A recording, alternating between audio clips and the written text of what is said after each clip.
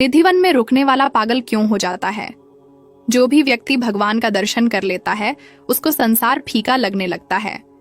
सांसारिक जीवन, सगे संबंधी, पत्नी पुत्र, सबसे उसका मोह खत्म हो जाता है और उसके जीवन का उद्देश्य पूरा हो जाता है। इसलिए वह विक्षिप्त होकर कुछ दिनों में संसार को छोड़कर सर्वोच्च धाम में चला जाता है। निधिवन में भगवान कृष्ण की रास लीला से जुड़ी कथाएं मथुरा के सरकारी संग्रहालय में एक बंगाली भाषा में लिखा पत्र रखा हुआ है। यह पत्र बंगाल के एक व्यक्ति ने अपने गुरु को लिखा था, जिसने छिपकर कृष्ण और राधा को रास रचाते हुए देख लिया था। इस पत्र में लिखा है, गुरुजी, आप कहते थे कि निधिवन में भगवान रास रचाते हैं, लेकिन मैं आपकी बात पर भरोसा नहीं करता था।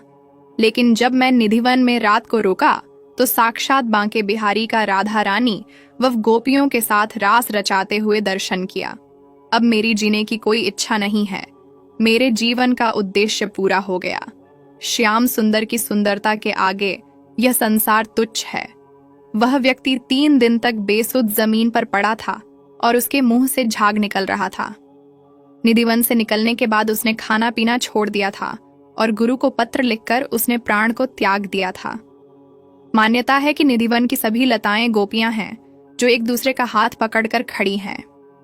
जब रात में राधा रानी जी और बिहारी जी रास लीला रचाते हैं तब वहां की लताएं गोपियां बन जाती हैं। रास लीला इस लौकिक जगत की लीला नहीं है, बल्कि यह अलौकिक है जिसे सांसारिक लोग नहीं देख सकते। कहते हैं कि रात होते ही निधिवन में रहने वाले बंदर, पशु पक्षी सब बाहर निकल जाते हैं। जमीन पर रेंगने वाले कीट जमीन के अंदर समा जाते हैं। बहुत से साधु संत गोपियों और राधा रानी के नुपुर की ध्वनि सुन सकते हैं। निधिवन के आसपास रहने वाले लोग भी आभूषणों की ध्वनि सुनने का दावा करते हैं। जब रास करते हुए राधा रानी थक जाती है तब भगवान उनके चरण दबाते हैं और रात्रि शयन करते हैं। शयन कक्ष में पुजारी जी द्वारा पान, पुष्प, जल और प्रसाद रखा जाता है जो सुबह प्रयोग किया हुआ मिलता है। पात्र में रखा जल पीला हो जाता है और पान चबाया हुआ मिलता है। यहाँ मौजूद महंत बताते हैं कि हर रात भगवान श्री कृष्ण के कक्ष में उनका बिस्तर सजाया जाता है।